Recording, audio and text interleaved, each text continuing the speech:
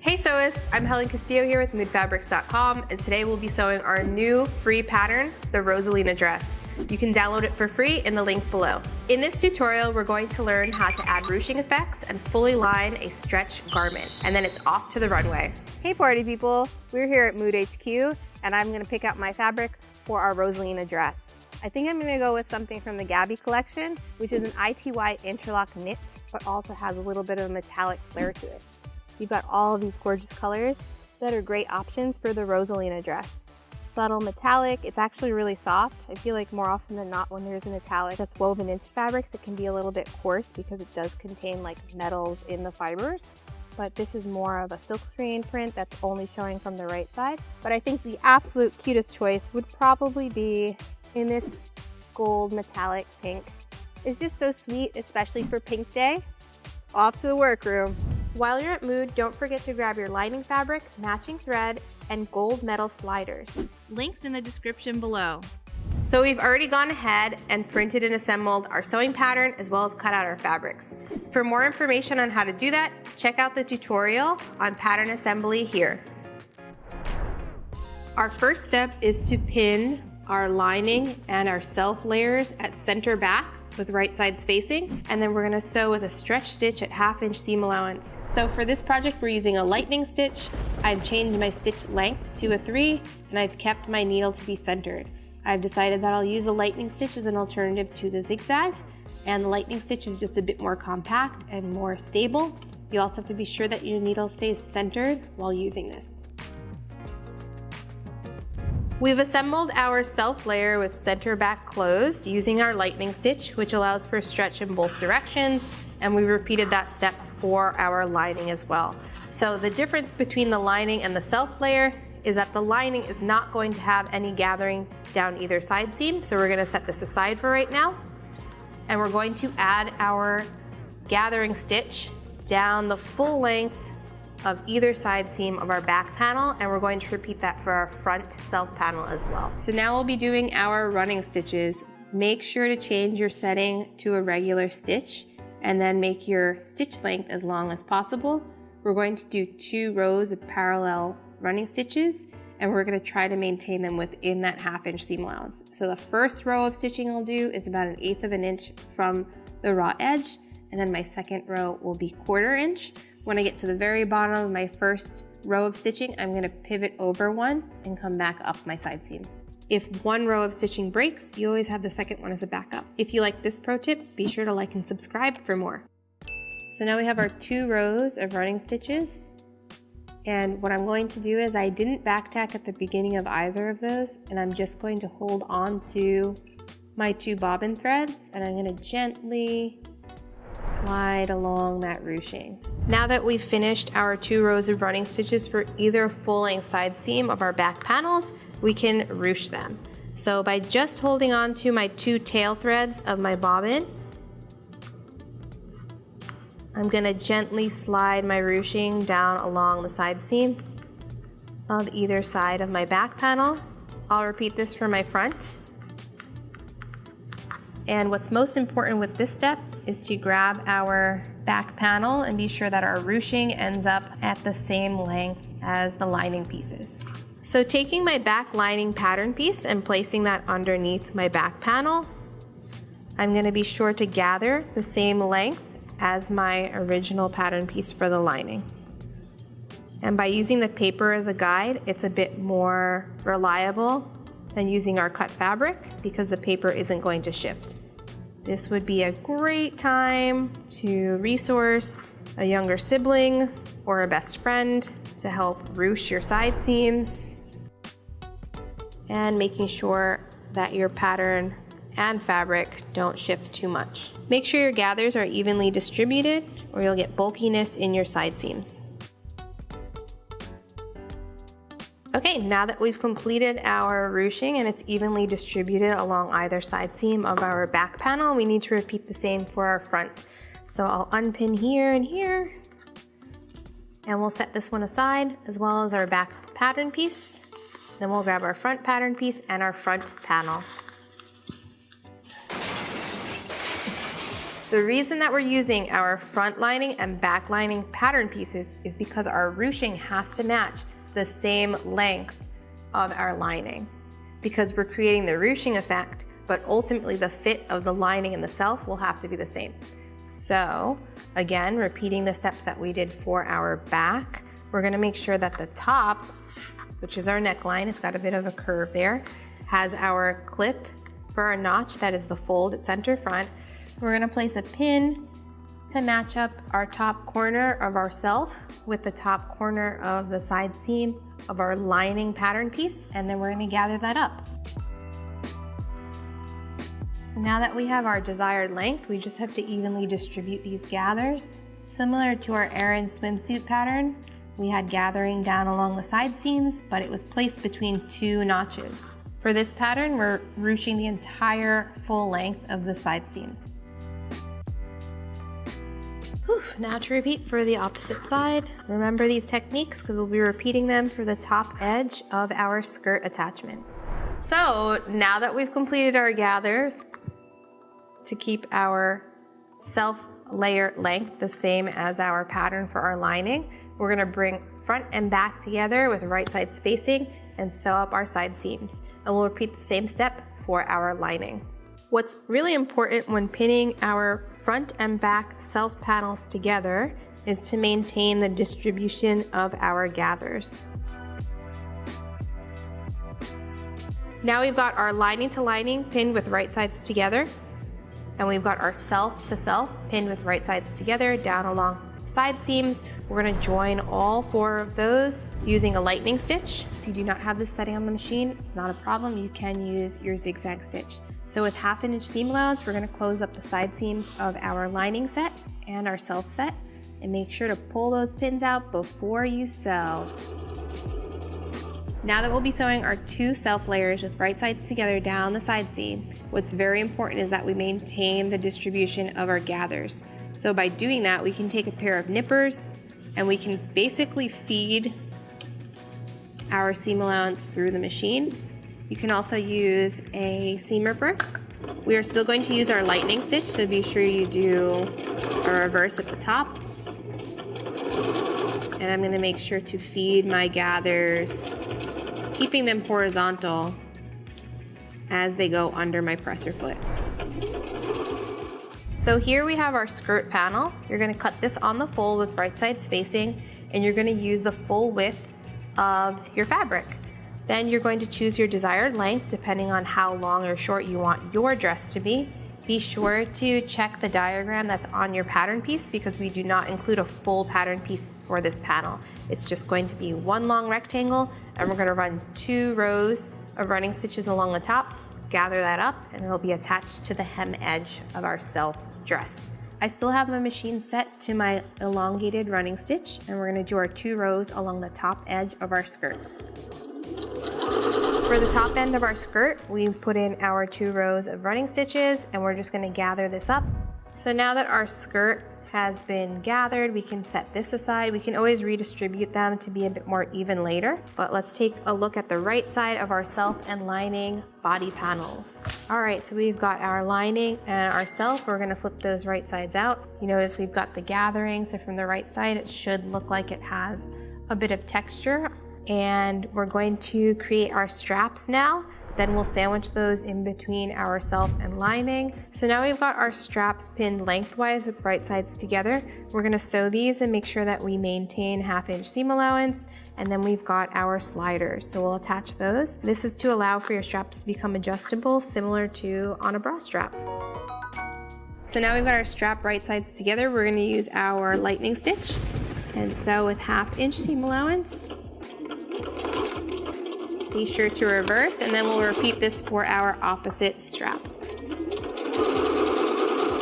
Cool, so now we've got our straps with our lightning stitch, and we're gonna trim down our seam allowance using our Gold Mood Shears Gorge. Then we're gonna take the loop turner and turn these right sides out and attach our slider. Once the slider's attached, we can attach these straps to our self fabric and sandwich our lining in there. Yay! Okay, so now we've got both of our straps. We're gonna turn those right sides out using the loop turner, and then we will attach our metal sliders, and then we will sandwich them between our self and our lining layer to attach them to our Rosalina dress.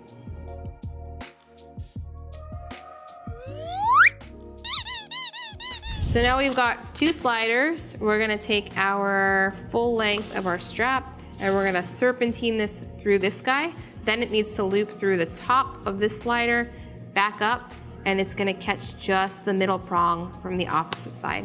And that will give us an adjustable strap. Oh, I sewed them too wide for this hardware. Okay, so we've got our sliders on our adjustable straps right now. We made just about a 4-inch loop here that's gonna join to the back of the dress. The opposite end will join to the front of the dress. And to create this adjustable slider spaghetti strap, all we have to do is take one end, it gets funneled through the bar of our hardware, around through one end of an opposite slider, or you can use a ring, and then you're gonna come up through either of those vacancies, if you will, and then right back out. Then at the machine, we just need to tack these 2 ends together and then you can trim the excess. So we've got our adjustable slider and we've got our opposite slider that's holding the strap that's gonna join to the garment. So first we're gonna tack these 2 together just with like a stay stitch so that they don't move around when we attach them to the dress. And we can just use a regular stitch for that. You can always use a zigzag too, because I know it's a very small amount of fabric. And then we're going to tack the extension here to itself. And I'm going to use a zigzag stitch for that so that it becomes a bit more concealed with that raw edge. Now that we've completed tacking the bottom loop and our overlap loop here for the adjustable portion of our strap, we're going to repeat this for our second strap and then attach it to our dress. So now we're going to attach our straps. They're going to look as if they are wrong sides facing, so the hardware should be facing the right side of your garment. We're attaching to the front first. So I've just placed a notch where I want to attach my straps, and this would be a good time to try the garment on, see if you need any fit adjustments. The best part about this pattern is that you can always take away from center back. And if you do take away from center back on the self layer, you also need to take away from that adjustment on your lining. So with our straps facing right sides together, hardware facing right side of our front of our dress, we're gonna place those straps into that notch that you've selected by trying this on. So with my straps right sides facing, hardware wise, to the front, we're going to flip this to the back, and then we're going to pin our straps, maintaining that the hardware stays facing self of the front, and we're gonna bring these up and over to meet our back. A good place to place your back straps on the back of your dress would be the middle point between center back and side seam. And then we're just gonna do a quick tack, just about 1/8 of an inch from the raw edge here on 1, 2, 3, and 4 of our strap placement. Okay, cool. So now that we've attached our straps with right sides facing at front and back, so it should look wrong. They should be pointing towards the hem, because what we're going to do is sandwich them into our lining so that when we turn our neckline to be right side out, everything will be clean finished and hidden. So with our lining layer, we're going to place right side to right side. So now we're going to match center front notch to center front notch, right sides facing. We're going to repeat that step for our center back to center back and pin the full circumference of the top of the neckline. So we've pinned center back to center back here, using the same method as we did at the side seams to avoid that bulk. And we'll finish pinning along the back neckline and then run to the machine and use a stretch stitch to finish. Okay, we're gonna remove the arm of the machine because we'll be sewing in the round for this neckline, and we're going to start either at the center back or one of our side seams. What's also very important is to be sure that you are on your stretch setting. So I'm going to continue with using my lightning stitch. Again, it's the choice of champions. All right, so when we get to the bulkiness of our strap, make sure that they are pointing straight down to the hem.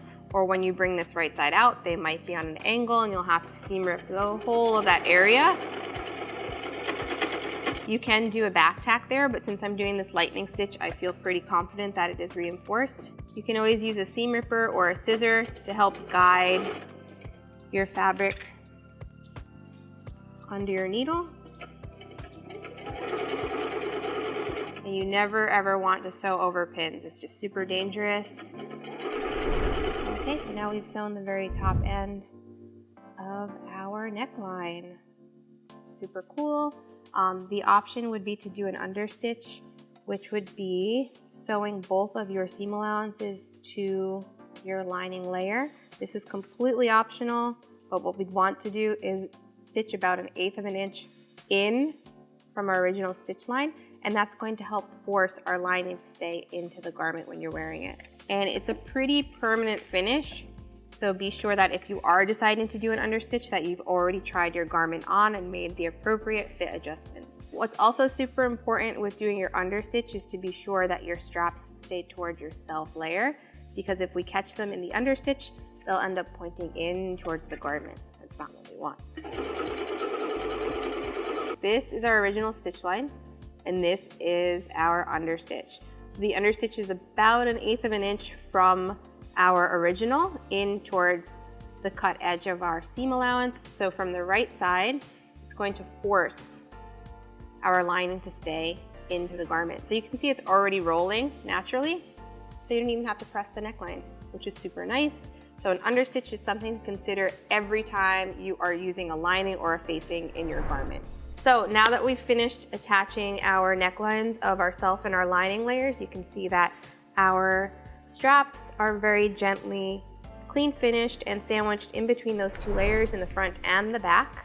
Our last step would be, we can do a stay stitch or a running stitch to attach both of the hem edges of our self and our lining, and then we will join those to our skirt. So let's line up our center front notch. And another pro tip, every time you are cutting any pattern on the fold, you want to be sure that if it is joined to another piece of fabric, that you have a notch in that folded edge.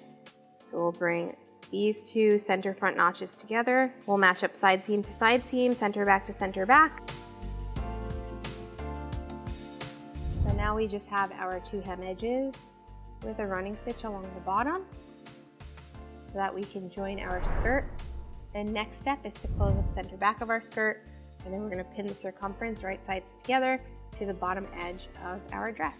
So now we've got our skirt with center back pinned right sides together. Our two running stitches are at the top portion, which is going to join to the bottom of the main part of the dress. So we'll close this up using a stretch stitch, attach this to our bodice using a stretch stitch, and then we have completed the Rosalina dress. All right, so now that we've closed up center back of our skirt, we're going to attach that to the dress portion. So we put in our running stitch at the bottom hem, and we have to be sure that center back joins the center back of the skirt. So what we're going to do is we're going to place the dress with right sides out, and we've got our straps up here. We're going to turn it into our skirt,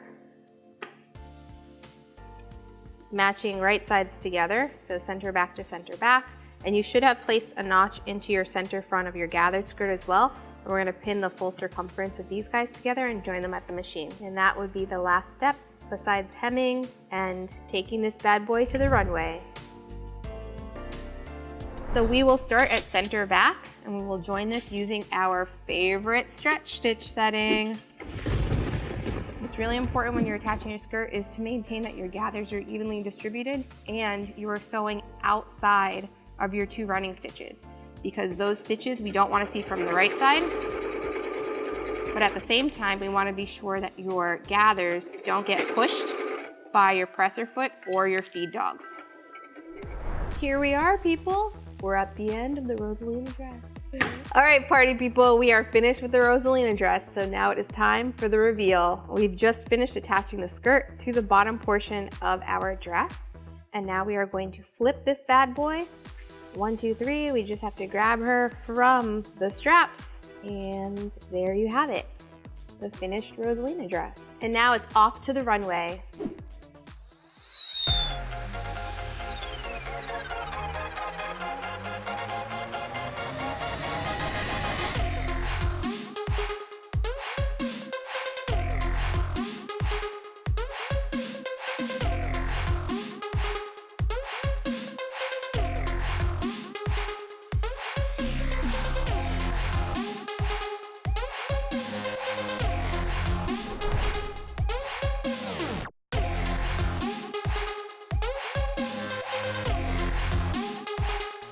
Thank you for joining us today. Be sure to download the free Rosalina Bodycon Dress sewing pattern from the Mood Society blog and show us what you can do using the hashtag #MadeWithMood. Like and subscribe, and don't forget to hit the bell icon to be notified when our next sewing video is released. What type of pattern would you like to see from Mood next? Let us know in the comments below.